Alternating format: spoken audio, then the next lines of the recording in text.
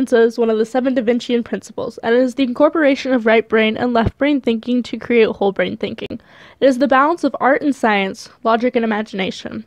Electric vehicles controlled by robots sounds very futuristic and fantastical, especially considering how this technology has undergone further serious development only within the last few years. The progressing innovation of modes of travel, specifically roadway transportation, is something we are focusing on for our campus and the greater surrounding area of Reno. Buses. Not everyone uses them, but anyone who's been on the road as a driver, passenger, pedestrian, cyclist has encountered one at some point, whether it's based on a personal, economical, or environmental concern. Electric vehicles have been in production for the past few years, and there's development for specifically electric autonomous vehicles. The city of Reno first implemented zero-emission electric buses in April of 2014. Benefits of electric vehicles include the reduction of fossil fuel emissions and the use of crude oil for energy. The Nevada DMV is currently allowing application for testing autonomous vehicles and have approved some companies such as Mercedes-Benz and Kia Motors. However, this is still not open to the general public. The University of Nevada, Reno is currently in the works for producing an autonomous vehicle and an autonomous bus.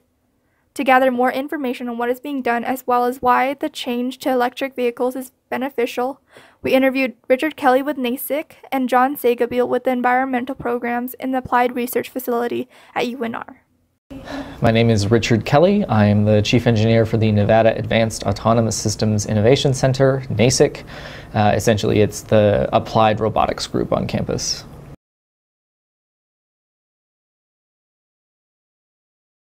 The Intelligent Mobility Initiative is an initiative sponsored by the Governor's Office of Economic Development that the university is pursuing to add artificial intelligence to the transportation infrastructure of the state of Nevada. So we have multiple projects we're working on under that umbrella, including a project to make a self-driving vehicle, a modified Lincoln MKZ sedan, a Proterra electric bus, and we're also looking at making stop signals and traffic intersections artificially intelligent as well.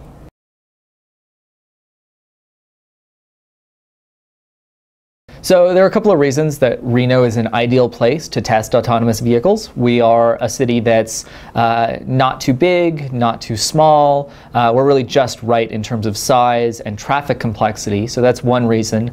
Another really interesting thing about this area is that we have a variety of weather conditions that allow us to test, for example, in the snow, which is something that's really hard to do, say, in Palo Alto. So there are lots of reasons to pick Reno and Nevada. A friendly state government and supportive city and local governments also helps quite a bit. And then also we have a pretty solid group of roboticists working at UNR on various projects related to everything you would want to put into an autonomous vehicle.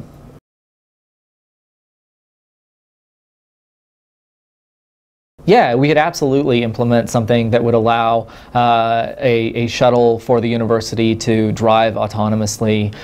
It's really, at this point, it's an engineering challenge to build a shuttle on that scale, but it's very much a solvable problem for sure.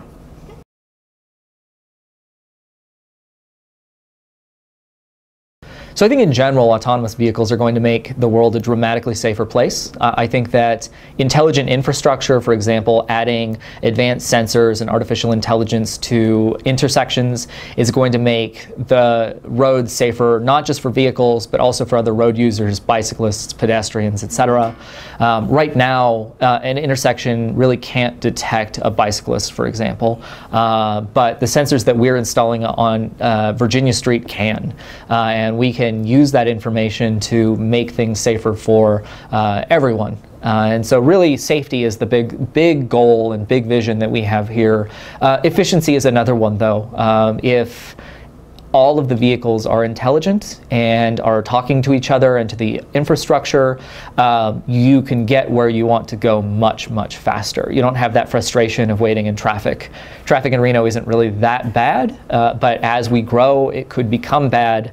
We're trying to head that off before it becomes a real issue. The roboticists that work at UNR don't just focus on building the technology of autonomous vehicles. We also look at the human-robot interaction element of the problem of making these systems.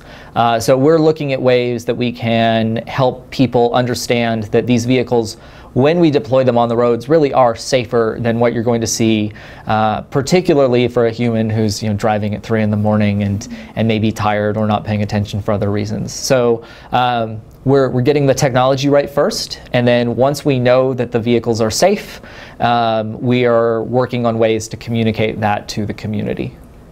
My name is John Saville, and I am the Assistant Director for Environmental Programs and Environmental Health and Safety at UNR. And this part of my job I really like is I'm the I'm the chair of the Sustainability Campus Committee, and I work on sustainability issues on campus as well.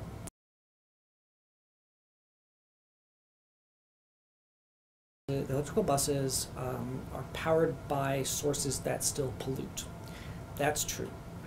They pollute less than the alternative. Let's start with that. So a lot of people will tell you that electric cars are no better than gasoline-powered cars, because you still get the energy, right? And the energy comes from something, and maybe it comes from burning coal. And people say, well, burning coal is bad, and that's true, but burning gasoline is bad also.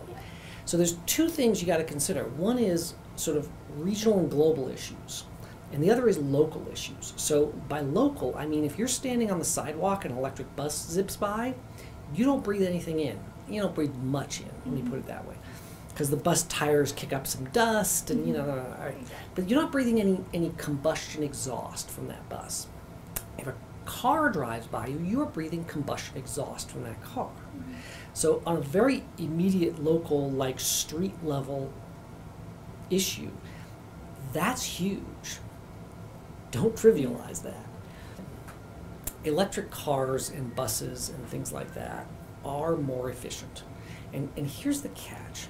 When most people try to convince you that they're not, they use false equivalences.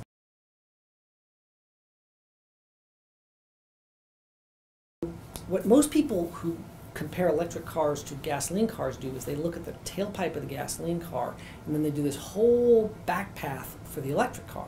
But if you're really going to be fair, you have to go back on both sides and compare the sum of everything. Gasoline comes from crude oil. So the first thing they do is they drill a hole in the ground, they try to find crude oil. They bring the crude oil up, they move the crude oil. Guess what? Moving oil takes energy. That energy has an environmental cost. It produces emissions. So drilling the oil out of the ground makes emissions. Transporting the oil to a refinery makes emissions. Refining the oil into gasoline makes emissions. Moving the gasoline from the refinery to a distribution center makes emissions. Moving the gasoline from the distribution center to the gas station makes emissions. Pumping the gasoline into the car takes electricity that everybody's all worked up about, right? And then you can start counting. So if you back up that chain and do what we call a life cycle assessment, electric cars are way cleaner than gasoline cars. And then it depends on where your oil comes from. Because like conventional oil, of which there's less and less in the world, the easy to get at stuff, it doesn't maybe take that much effort to make it. As Dr. Kelly put, Reno is an optimal place to test automated vehicles as our city has a decent population size, experiences with multiple weather conditions, decent infrastructure to test on, and welcoming state and local government bodies. And of course, the university is here with many engineers and robotics specialists. Then, as Dr. Saville explained, the benefits that electric cars have for our economy, environment, and health versus fossil-fueled cars. What impacts will self-automated vehicles have on the University of Nevada, Reno? Overall, our vision for our campus here is to provide the University of Nevada, Reno, its students and faculty with cleaner and more efficient transportation. The use of whole brain thinking makes the futuristic idea of electric and self-automated cars a reality.